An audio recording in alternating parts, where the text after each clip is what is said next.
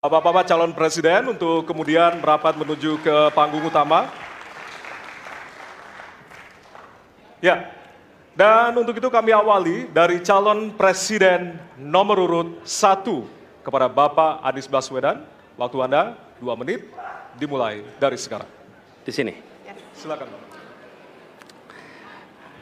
Saya rasa kita sama, rakyat Indonesia, saya, kita semua.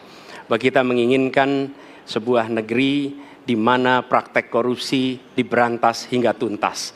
Pemerintah memberikan pelayanan yang terbaik. Dan kemudian kita menjunjung tinggi etika. Kita sama di situ. Karenanya saya ingin sampaikan kepada semua bahwa saat ini kita di persimpangan jalan. Antara tetap menjadi negara hukum di mana kekuasaan dikendalikan oleh hukum, atau kita menjadi negara kekuasaan di mana hukum diatur dan dikendalikan oleh penguasa. Oke? Dalam situasi itu, saya ingin sampaikan, kini adalah sebuah gerakan perubahan. Kita sama-sama. Kita ingin mengembalikan tetap menjadi negara hukum, di mana kekuasaan dikendalikan. Dan saya ingin sampaikan bahwa etika dijunjung tinggi. Ketika terjadi pelanggaran etika, jangan bersembunyi di balik keputusan hukum. Justru kita harus mengatakan bahwa tugas dari pimpinan tertinggi memberi contoh. Bila ada pelanggaran etika, maka itu adalah mendasar. Bila tidak, maka ke bawah, ke seluruh rakyat, semua akan kompromi. Dan praktek orang dalam yang tadi saya sampaikan akan merusak sendi-sendi kehidupan bernegara kita. Rusak kita. Karena itulah penting sekali kita menjunjung tinggi etika. Dan itu dilakukan oleh siapa? Dari mulai calon presiden sudah diuji. Apa dia kompromi atau tidak pada etika. Oke? Lalu bagi anak-anak muda. Anak-anak muda, kita semua menyadari pemilu ini tentang masa depan. Anda pemilik masa depan. Saya yakin Anda akan memilih yang serius untuk jadi presiden. Bukan yang main-main untuk jadi presiden. Dan ketika kita berbicara tentang masa depan, maka saya ingin sampaikan kepada semua. Kebebasan berpendapat akan dijamin. Kita tidak mengizinkan lagi situasi di mana orang takut. Maka itu saya sampaikan, Wakanda no more, Indonesia forever. Baik, waktu Anda habis, Bapak.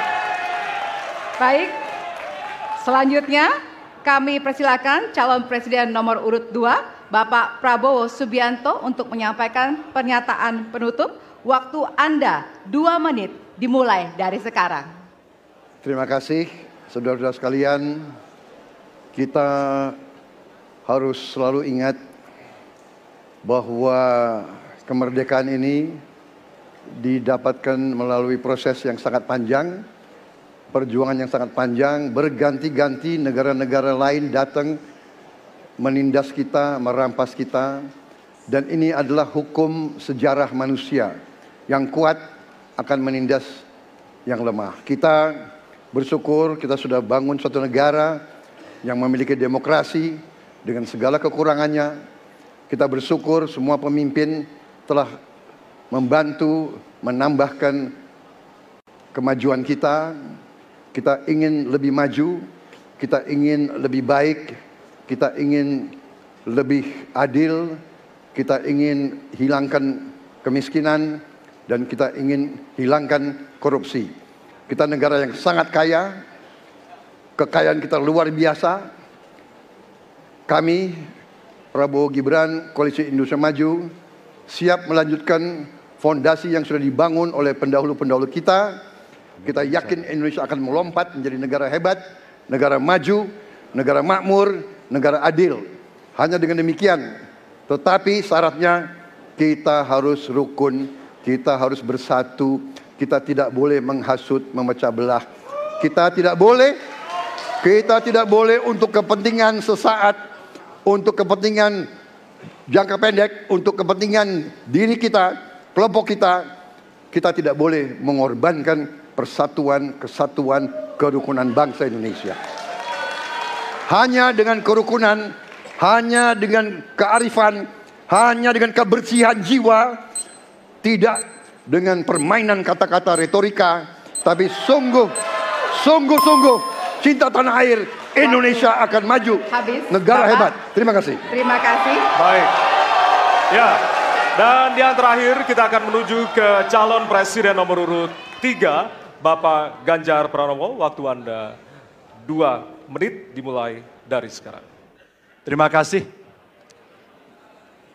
Ini panggilan sejarah buat Ganjar Mahfud.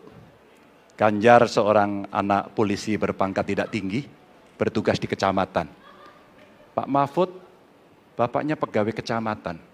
Kalau kita berada pada momentum yang sama, kami dan Pak Mahfud ini adalah orang kecil yang kalau bapaknya rapat kira-kira anggota Forkompimcam. Kami hanya di level kecamatan. Kami telah terbiasa mencoba mendengarkan keluh kesah rakyat. Panggilan sejarah inilah yang kemudian coba kita klasifikasi dari seluruh persoalan yang muncul. Bagaimana kita memberikan afirmasi kepada kelompok rentan. Ada kelompok perempuan, penyandang disabilitas, anak-anak, termasuk manula. Mereka butuh perhatian yang lebih. Maka inilah cara kita membangun melibatkan mereka tanpa meninggalkan mereka. No one left behind. Yang kedua, bagaimana pemerintah betul-betul bisa melayani dengan memberikan teladan dari pemimpin tertinggi. Yang anti korupsi, yang menunjukkan integritas, yang menunjukkan layanan pemerintahan yang mudah, murah, cepat, sat-set. Kalau itu bisa kita lakukan, maka betapa bahagianya rakyat ini. Pemerintah ini ada. Yang ketika dikritik tidak baperan, yang ketika media menulis, mereka merasa ini vitamin buat dirinya. Bukan sedang merongrong, apalagi kemudian merasa terancam. Maka kalaulah kemudian demokratisasi ini bisa kita laksanakan dengan baik, sesuai dengan amanah reformasi, nggak ada lagi cerita Bu Sinta, nggak ada cerita Mas Butet, nggak ada cerita Melki, tidak ada itu. Karena dewasa kita dalam berdemokrasi, maka dalam penghormatan terhadap HAM, mari kita konsisten antara pikiran, perkataan, dan perbuatan. Dan saya berdiri bersama korban untuk keadilan. Terima kasih. Mohon maaf kalau ada kata-kata saya yang kurang. Baik, waktunya habis, Bapak. habis. Ya. Pas sekali. Baik, hadirin, kita berikan tepukan yang paling meriah untuk para calon pemimpin Indonesia. Ya, kita sama-sama menjadi saksi dari ketiga calon presiden yang tentunya beradu ide, gagasan, dan juga program-program. Tentunya inilah akhir dari debat pertama Capres 2024. Masih akan ada 4 debat lagi yang akan diselenggarakan oleh Komisi Pemilihan Umum Republik Indonesia.